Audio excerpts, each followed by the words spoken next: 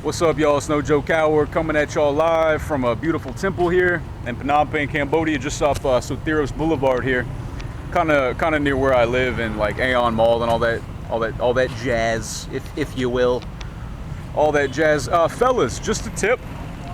Next time you're brushing your teeth and you have to pee, just pull your dick, put it in the sink, and pee at the same time you brush your teeth. But don't get minty toothpaste on your dick. It's happened to me before. Thankfully, it was the first and last time because I've gotten better at it. That is called efficiency, everybody. Brushing your teeth, taking a piss at the same time. Ladies, sit on the toilet, open your legs, spread your legs, and like spit it through your legs into the toilet. That's called efficiency as well. I digress. I have an email. Title of the email is Khmer language. The sender is Chris Bots with 2 T's. All right. Hi man, I'd be interested to see a video on how you learn the language over there. You seem to have picked it up well enough to communicate effectively, and it seems like a crazy hard language for a Westerner to pick up. Well, let me just finish the email. Side note, I'm a recovering addict myself. 10 years heroin. Jesus, dude, that's serious shit. Serious shit. Look, if any of y'all have done heroin for 10 years or more, leave a comment. I want to know which one of my fans has done heroin the longest. If I can get a guy that's done it for 15 or 20 years, then you're the fucking winner, man. All right? Same story as half the people under 35 in Philly. Dude, I have a lot of fans in Philly. Shout out to Sierra. Shout out to Pete Casasi. I think that's how you say it.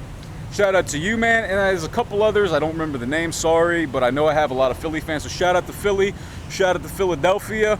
One of your boys, man, Eddie Alvarez. He's a Philly boy. He's about to fight Conor McGregor, UFC 205, man. So, and to be honest, I'm a Conor McGregor fan all the way. But like, I don't know, man. Eddie Alvarez, it's no joke, dude. So, anyways, I'm getting off topic, man. So, I commend your courage to move to Cambodia and adapt to life there and fight an addiction. Keep doing your thing, man. Love the vids. Chris, thanks, Chris. I appreciate the email, man. Now, that was a little long. That was a little fucking long, but it was heartfelt and everything was positive. I do appreciate it, sir. All right, so the man asked me a fair question. So I got here, pardon me. I got here March 10th. I landed in Phnom Penh. I still got a fucking death grip on this thing. I don't give a fuck if I'm at a temple, man. I don't give a fuck if it's monks here, dude. I arrived here March 10th, 2015, and the only words in Khmer I knew were like Akun and Susdai, and I still couldn't really pronounce them very well, and maybe some Khmer people watching still think I don't pronounce it very well. You know, like I try my best, guys. I mean, now, he said something along the line, he said something like, it must be a crazy hard language for Westerners to pick up. And Westerners meaning like European languages, you know, shit like that, like Europe, the Americas, maybe, you know, like even Africa, all that type of stuff. So Khmer, it's easy, but it's not, because the structure of sentences, like the structure of the language is actually very like simple. It's almost like caveman language. And if anybody speaks Khmer, like you can kind of agree. Like for example, like if you're just gonna say something like I am Brayton, like my name is Brayton. Like if I want to say I am Brayton, you would say Knyom, Brayton. Knyom is like me, I, or my. If you put Knyom after a noun, then it means my. If it's before, then it means me or I. So it literally translates into me, Brayton. Me, hungry. Knyom clean, me, hungry. So it's not like I am hungry, it's just a little more simplified, but the main thing is the pronunciation and the tone. Khmer is a very nasally language, so you kind of have to speak like da-lang, da-lang, which means that I'm going on a walk. Like I always get bum rushed for tuk-tuks and moto-dops, and I just say da-lang, and they're just like, oh, da-lang, ho, okay, ha, ha, ha, ha. Very good, ha, ha, check Khmer chanan. And that's another funny thing about living here in Cambodia.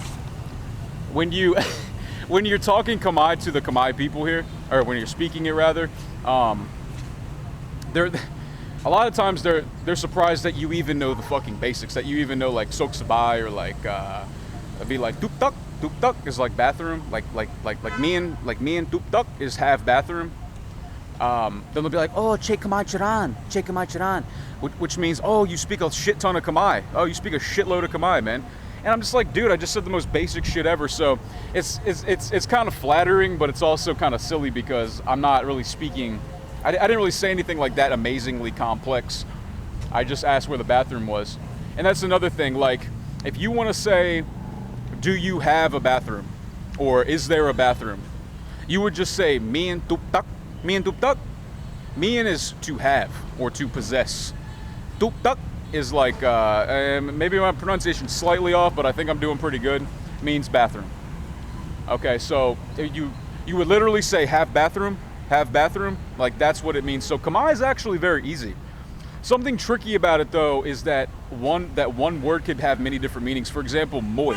Moi can mean one, it can mean with, it can mean like it can mean like a thing, you know, so there's probably a few other meanings too, but so just a small example, guys. So, but learning Khmer is fun, man, and I'm still amazed by how many expats I meet here, and fucking immigrants, expats I meet here, that have been here for years, like way longer than me. Like I've been here for about a year and a half and some, you know, some change, and I feel like I've picked up the language pretty good.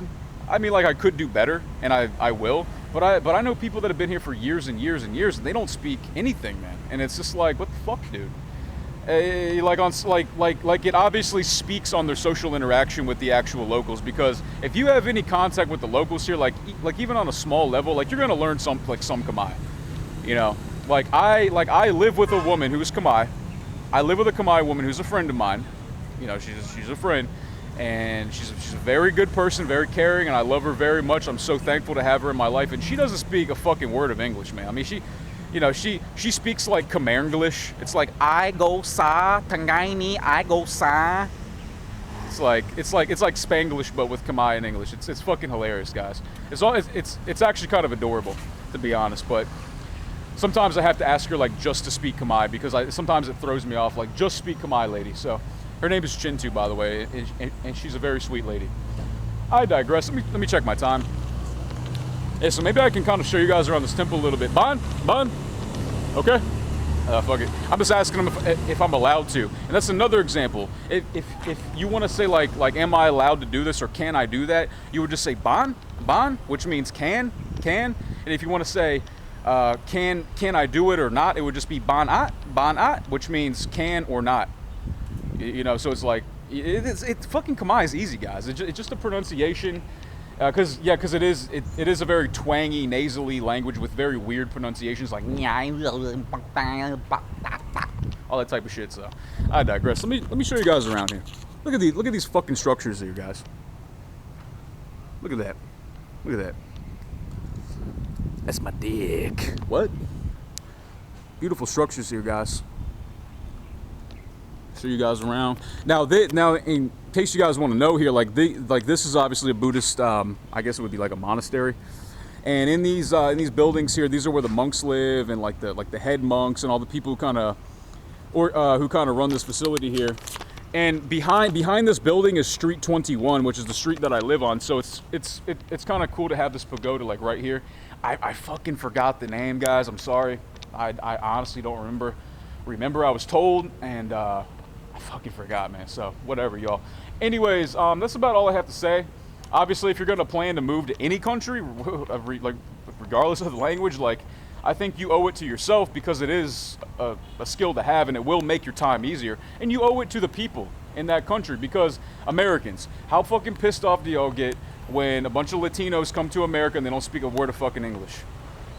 It fucking frustrates you guys, right? Well, it's the same thing. It's the same thing like with me moving to Cambodia. Like, it fucking annoys them if I don't make any effort to learn Khmer.